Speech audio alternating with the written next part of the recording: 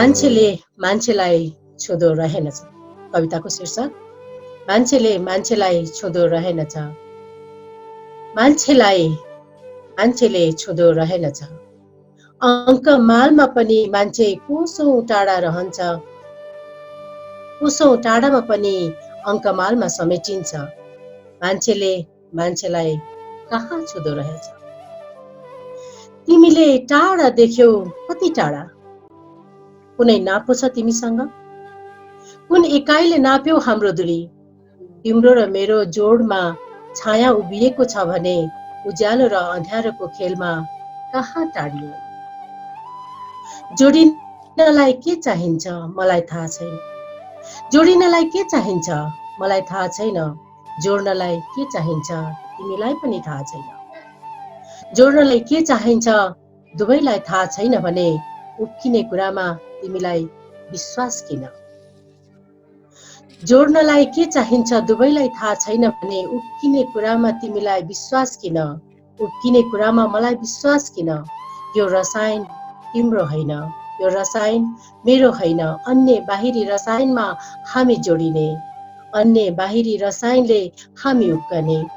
तिमीले विश्वास डगमगायो, तिमीले विश्वास डगमगायो, मैले विश्वास डगमगाएँ।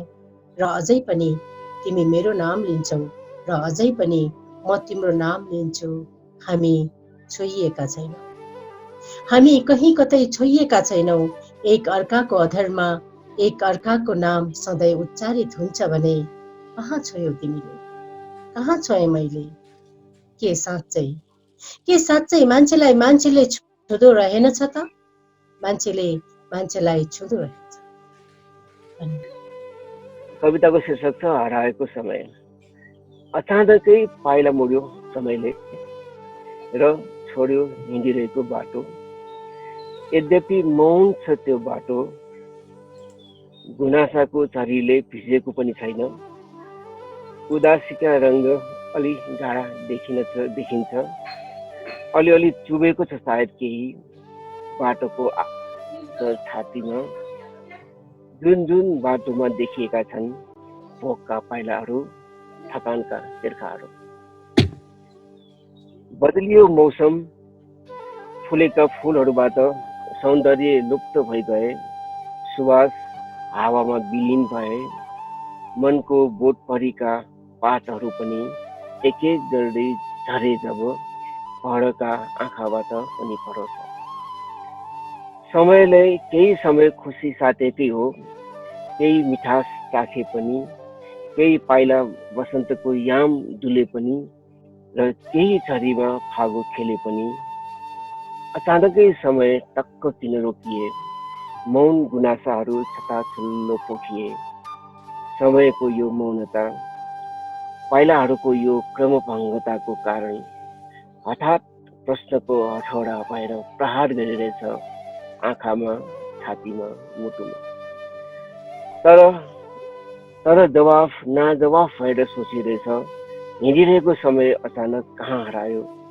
कसैले लुकाए अथवा चोरेर लगे कि, लिलामीमा पठाइए कि, वा नयाँ महलहरूमा कैद गरिए कि? त्यो पुरानो आफ्नो प्यारो समय अचेल कहाँ छ? हुन्छ, म चाहिँ आज मैले सुनाउने पहिलो कविताको शीर्षक छ आदत।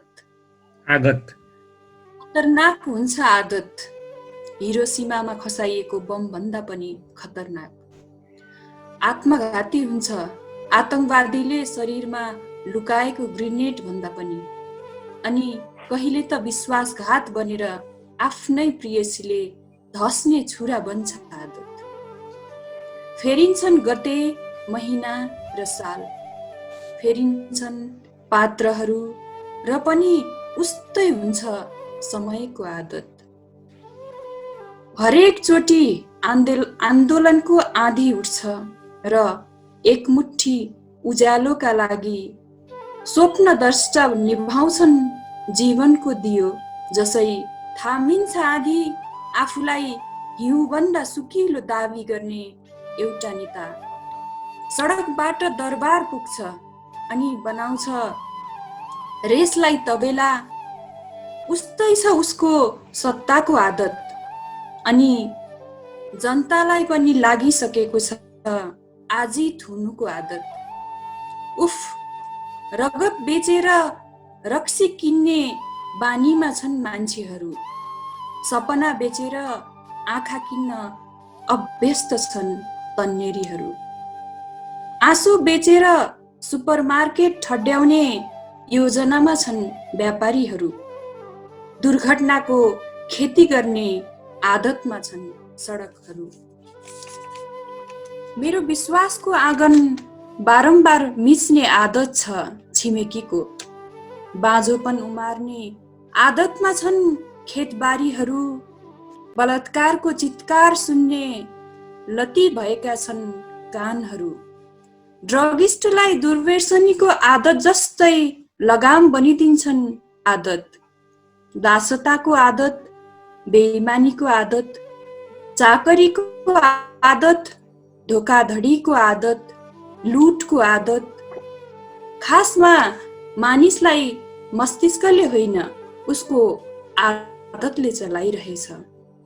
यहाँ आदतको जन्जिरमा घुमिरहेछन् मानिसहरू। जिउँदै मर्नुको आदतले अभिशप्त छन् जिन्दगीहरू। खरानीको लागि आफ्नै घर जलाउने मूर्ख झैं आफ्नै आदतको दावानलमा जलाइरहेछौँ आफ्नै वर्तमान। कतै आदतको क्रूर निशानाले सिद्धाउने त होइन हाम्रा सपना। धन्यवाद। यो कविता चाहिँ शीर्षक पनि दिन भ्याएको छैन। अघि भर्खरै अझ तपाईँसँग कुराकानी गर्दा पनि मैले सुनाइराखेको थिएँ। त्यही कविता वाचन गर्छु। यो छन्दमा छ, शार्दुल विक्रीडित छन्दमा। म वाचन गर्ने यत्न गर्छु।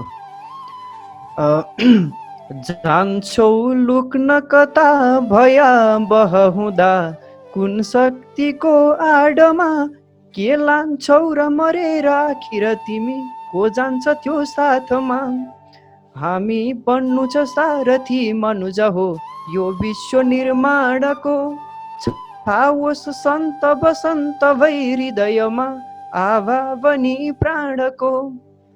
माओले लिनका कुरा मदनका घोकेर बाँच्छौ कति। धेरै सण्ड मुसण्डै सहरका बोकेर नाच्छौ कति। निष्ठा छैन भने विचार पथमा कम्युनिस्ट बन्नु किन। जसले भोट दियो तिनै नयनले देख्दैछ यी दुर्दिन। यो बेला घरमा उखान कविता गाएर बस्छौ कति।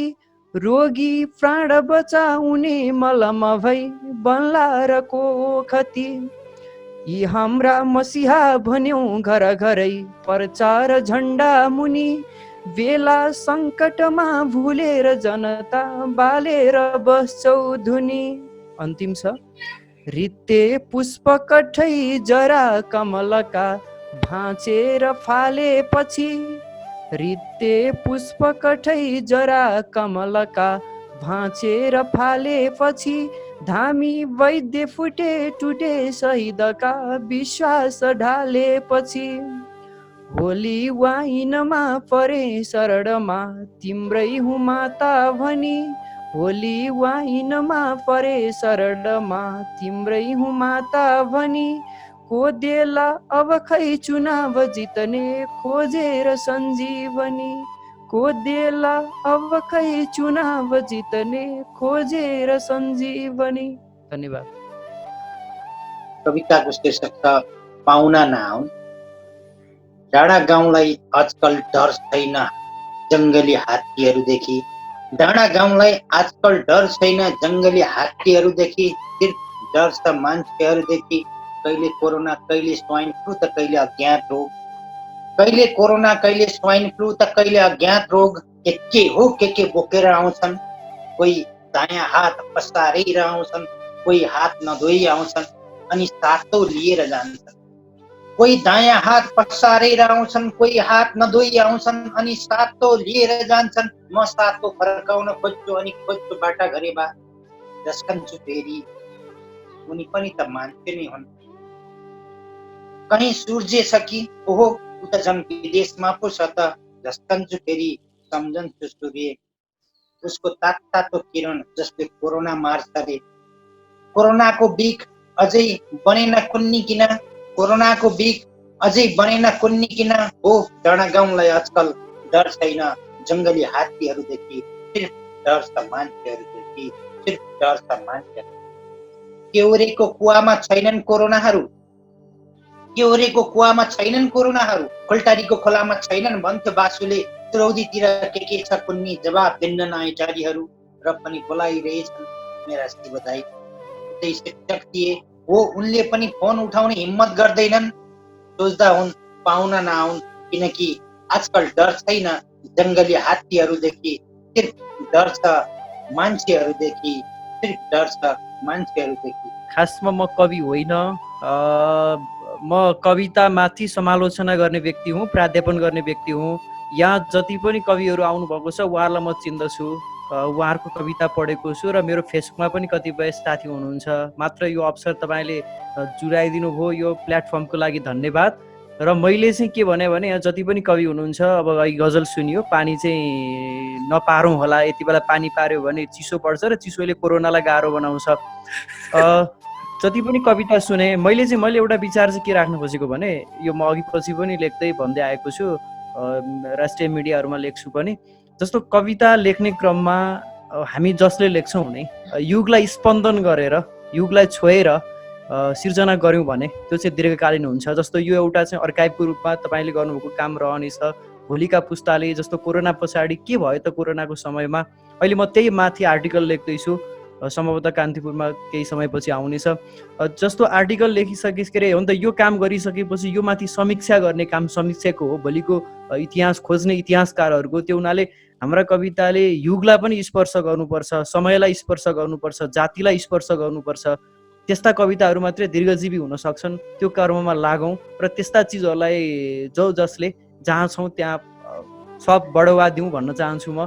यहाँ जति पनि कविहरू हुनुहुन्छ, म त अघि नै भने अब मलाई प्रकाश सरले चाहिँ आउनुहोस् न भन्नुभयो, ल त रमाइलो हुन्छ भने म पनि आउँछु भने। कविता वाचन गर्ने क्रममा डिस्टर्ब भयो, यो अब यस्तै छ भाइ नेटको समस्या।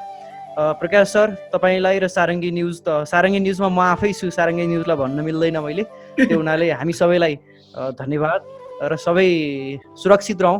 5 गतेसम्म लम्बिएको छ, त्यो लम्बिने बेलामा यस्तै काम गरौँ। म त मिल्छ भने प्रकाश सरले सिर्जना मात्रै नभइकन सिर्जनामाथि पनि बहस हुने एउटा कार्यक्रम गरिदिनुहोस् होइन, समालोचकहरूलाई बोलाउनुहोस्, त्यसमा के गर्नुपर्छ म गर्छु, मेरो तर्फबाट रहने। सर एउटा त्यस्तो खालको कार्यक्रम लाइभ जाओस् ताकि सर्जकहरूले कस्तो सिर्जना गर्नुपर्छ। मलाई बारम्बार अहिलेका युवा साथीहरूले प्रश्न गर्नुहुन्छ, ल न कवितामाथि बहस गरौँ, कस्तो चाहिँ कविता हुनुपर्छ। मलाई साँच्चै भन्दा यहाँ समा दिदी हुनुहुन्छ, रिमा उहाँ हुनुहुन्छ, रामजी, त्यसो सुधीर सर सबैजना हुनुहुन्छ होइन। अब यहाँ कस्तो छ भने कविता, कस्तो कविता लेख्ने र त्यसलाई कवि भन्ने यहाँ एकदमै गाह्रो प्रश्न छ क्या। तपाईँले जस्तो अहिले पनि गोपाल प्रसाद रिमाल, भुपी शेरचन, लक्ष्मीप्रसाद देवकोटा, माधव प्रसाद घिमिरे भन्दा अरू चाहिँ कवि नै होइनन् भनिराखेका छन्। अनि हामी चाहिँ कवि हौँ भनेर कविता लेखिराखेका छौँ। यसको सीमा के हो, शक्ति के हो, यो बारेमा बहस भयो भने ताकि यो कार्यक्रम सुनेर 2-4 जना मान्छेले ए कविता यस्तो हुनुपर्ने रहेछ भन्ने विषयमा पनि उनीहरू सजग हुन् र साँच्चै कविता कोरुन्। त्यो विषयमा चाहिँ प्रकाश सर मैले तपाईँलाई आजै अनुरोध गरेँ, त्यो काम चाहिँ गरिदिनु होला। यति नै भने। ए हुन्छ, धेरै धन्यवाद सर। मेरो मकसद पनि के थियो भने हामी कम्तीमा 5 जना कविता लिएर 5 जना कवि आउँछौँ, अनि 1 जना समालोचक राखेर अलिकति त्यसलाई कस्तो गर्न सकिन्छ, कस्तो लाग्यो भनेर त्यो गर्न सकिन्छ कि भन्ने लागेको थियो। त्यो अभ्यास चाहिँ गरौँ कि भन्ने लागेको थियो। अब के भने अब कविता वाचन जस्तो आज हामीले कविता वाचन गर्ने 5 जनाको भनेर भन्यो भने त्यसको टेक्स्टहरू चाहिँ समालोचक, अब तपाईँ हो भने वा अरू हो भने लाई टेक्स्ट पठाउने, अनि त्यो कविता वाचन गर्ने, वाचन गरिसकेपछि त्यो कविता कस्तो लाग्यो भनेर समालोचना गर्न सकिएला होइन। त्यो एउटा प्याटर्न एकदम पनि क्रिएट गर्न पर्ला जस्तो लाग्यो। मेरो चाहिँ के थियो भने जस्तो हामी 4 जना जति कवि हुन्छौँ, अनि 4 जना कविले कविता सुनाउनुहुन्छ, अनि तपाईँ समालोचना गर्नुहुन्छ कस्तो लाग्यो भनेर भन्ने, त्यो प्याटर्नबाट मैले तपाईँलाई दुःख दिइरहेको थिएँ। तर तपाईँको अडियोले पनि ठिक छ, पछिल्लो समय अडियोले साथ दियो। यो त अझ कति दिन नभएर यो आज अचानक यो ल्यापटपमा भयो, म मोबाइलमा उपाय लागेन। प्रकाश सर होइन जस्तो के भने तपाईँले त्यस्तो भन्नुभयो नि जस्तो 4 जना 5 जना कविको चाहिँ कविता कम्तीमा पनि वाचन हुने एक दिन अगाडि टेक्स्ट गरेर पठाइदिनु भयो भने त्यो माथि चाहिँ तपाईँको यो चाहिँ लाइन हटाउनुहोस् यो चाहिँ गर्नुहोस् जस्तो अघि सुन्ने क्रममा केही वर्डहरू त्यस्तो सुनिएको थियो अब तत्क्षणै भन्नुभन्दा चाहिँ त्यो माथि नै समीक्षा गर्यो भने त अलिकति सजग हुने वातावरण बन्छ होला ठिक छ त्यो गर्नु होला शुभकामना छ थ्याङ्क यू सो मच है त हस् हस् थ्याङ्क यू तपाईँ अहिले हेर्दै हुनुहुन्छ सारङ्गी टिभी लाइक कमेन्ट र शेयर गर्नुका साथै हाम्रो युट्युब च्यानल सब्स्क्राइब गरेर बेल आइकन पनि दबाउनुहोला